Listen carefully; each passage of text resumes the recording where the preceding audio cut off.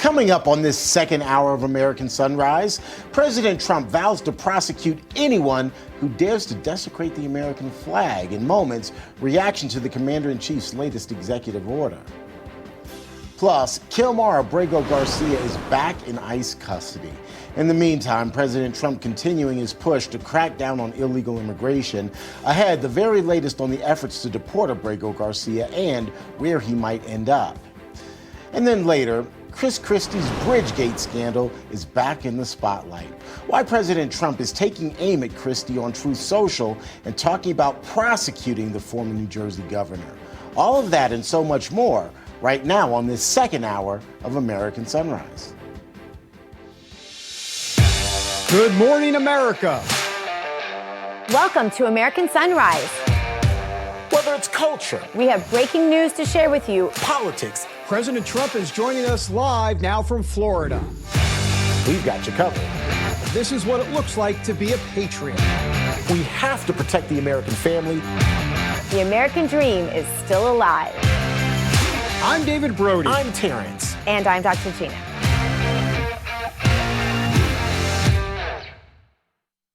Welcome back, everybody, to the second hour of American Sunrise. I'm David Brody, coming to you from D.C. Let's bring in Dr. G in West Palm. T. Bates in our Denver newsroom. Good morning to both of you. We're back in the triple box at 9 a.m. Eastern. I have nothing really of value to say, so I'll just say hello. That's all. That's all I have. Hello, David Brody. We're so glad you're back from vacation. I am very glad. You recommend because recommend your vacation? Are you public about where you went or no? Sure, yeah. I went to Alaska, went on a cruise. I gained a lot of weight, and now I'm recalibrating, as we like to say. Recalibrating. I'm glad you're being public because I surely outed you while you were gone. I was like, yeah, David. Nice. David is enjoying some time off in Alaska with his wife. He's did on you a say ship. that? He's on. I missed it. Oh, Oh, my yeah, goodness. I absolutely was like, yeah, he's enjoying some time off. I completely outed you. So if you were trying to be secretive about that, I apologize. I My try bad. to protect people's privacy, good. but sometimes I blow it, and my kids would love to remind me of that. So, Just say whatever you want. What do I care? It doesn't matter to me. do you recommend a cruise in Alaska is a good thing? My parents used to do it all the time. I can't imagine being on a boat with a bunch of people and a bunch of germs and trapped out in the middle of the ocean. I'm afraid of a cruise. I'm not gonna lie. I love boats, but I couldn't do a cruise because too many people. I hear you. I will say that actually one of the best ports we were in was Victoria, British Columbia, and we actually loved it up there. It was beautiful. But anyhow, I digress.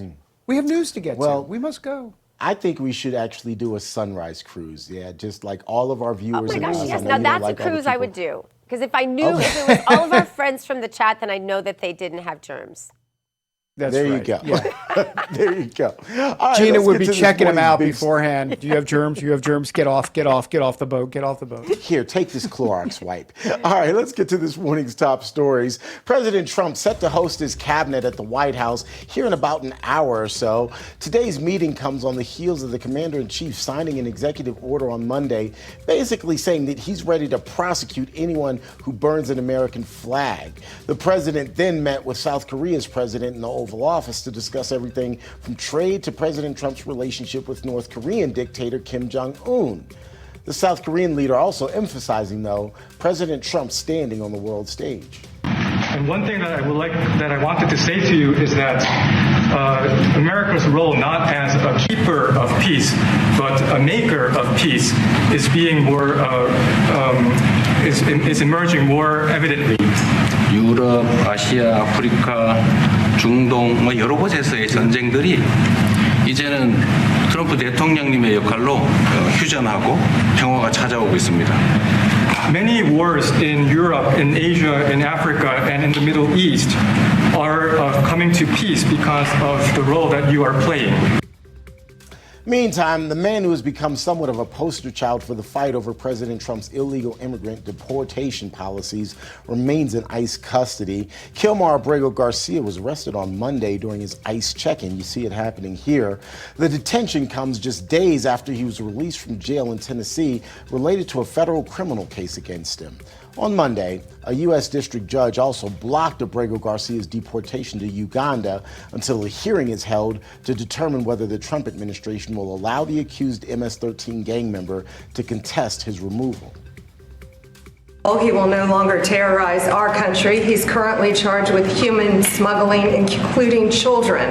The guy needs to be in prison. He doesn't need to be on the streets like all these liberals want him to be.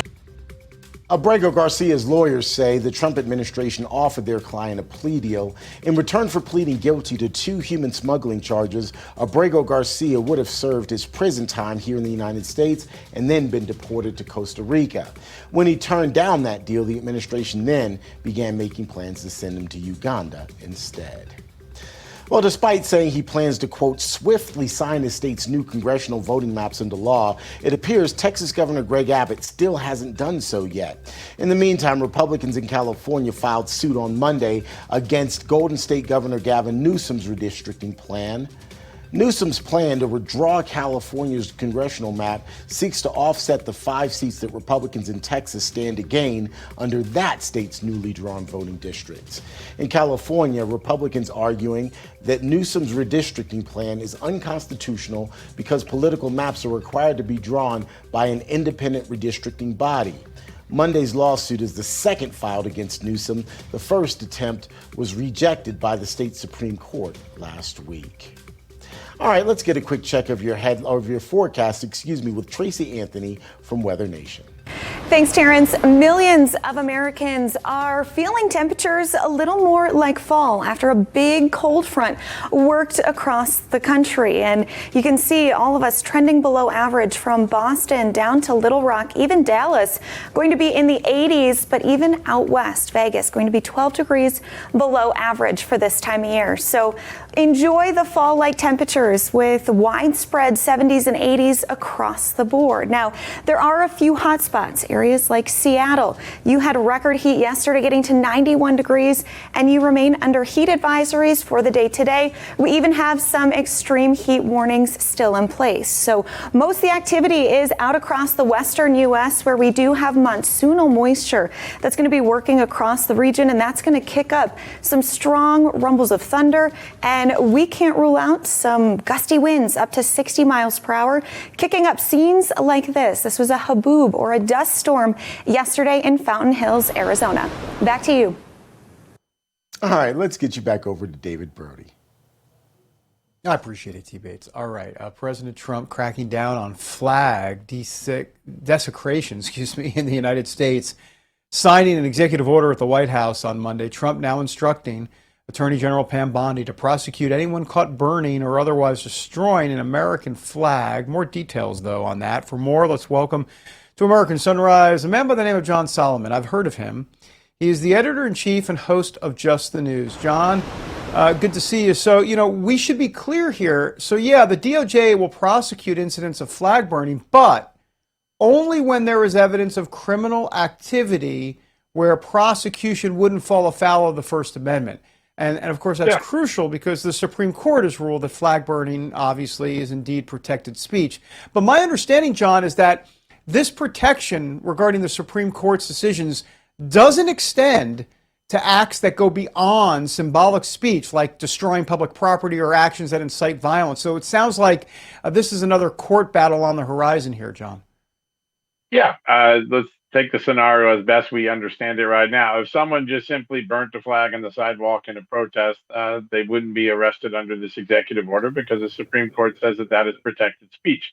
However, if a Antifa member were to attack a police officer in the process of a protest in which he also burned the flag, there could be a 1-year enhancement under this because the flag burning was done in conjunction with other criminal activity and therefore would not be considered protected speech. So that's the unique position that the president has staked out with this, with his lawyers. It will end up in the court somewhere along the way. My guess is, based on what the Supreme Court previously ruled, this falls into the area of unprotected speech, the way the president has crafted it. So it will become an enforceable law or enforceable order at some point very soon.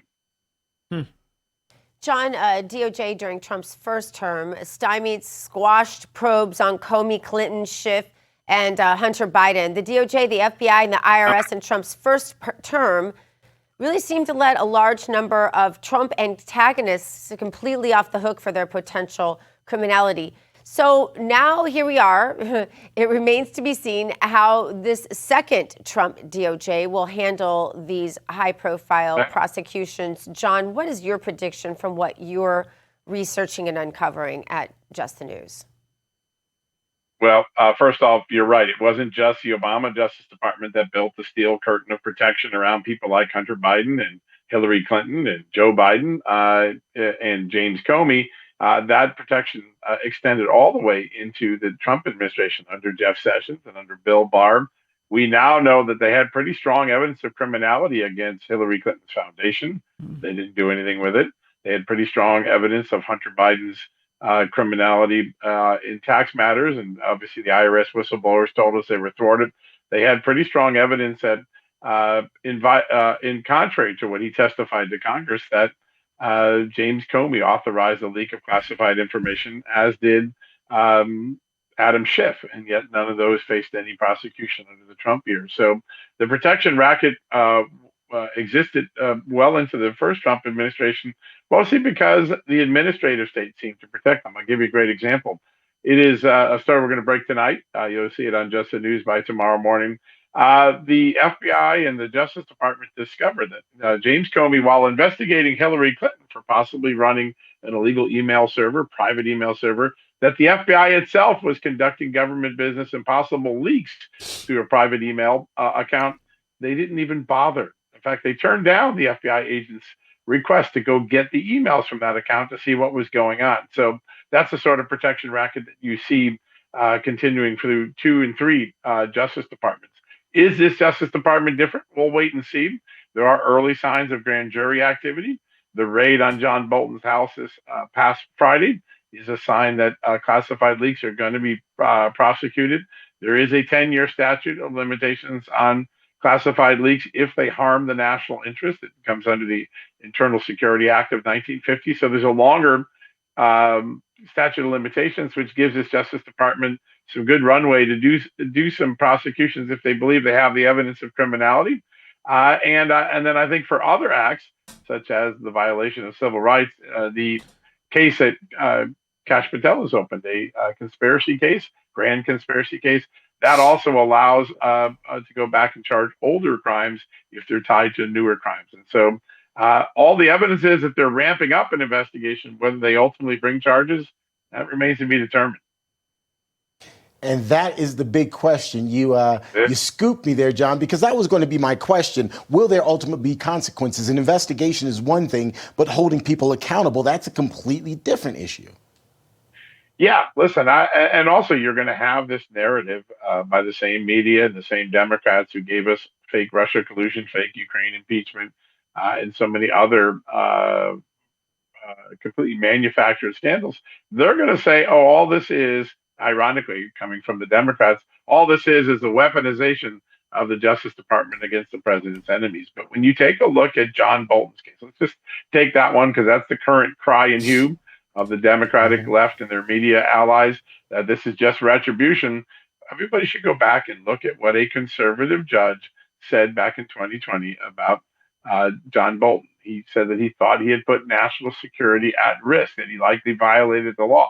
That was a judge in his own courtroom making observations based on the evidence. And there are some other things that weren't available to the judge then that are being looked at now. So it's important for the Trump administration, so it doesn't look to the American public like this is just an enemies list, to do a good job defining what are the crimes, why they're being prosecuted, what is the evidence, and not just have a shock and awe raid, but to describe as best as the law allows about what's really going on and why the law applies to people like John Bolton or Adam Schiff or Letitia James or others who may be charged, James Comey.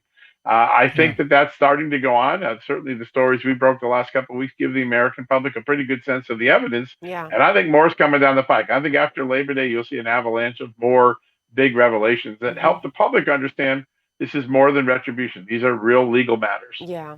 John Solomon, the guy who has a pillow that says "hug me" right behind him. John, we all want to give you a big hug. Thank you for joining us. Thanks, guys. More American Sunrise right after the break.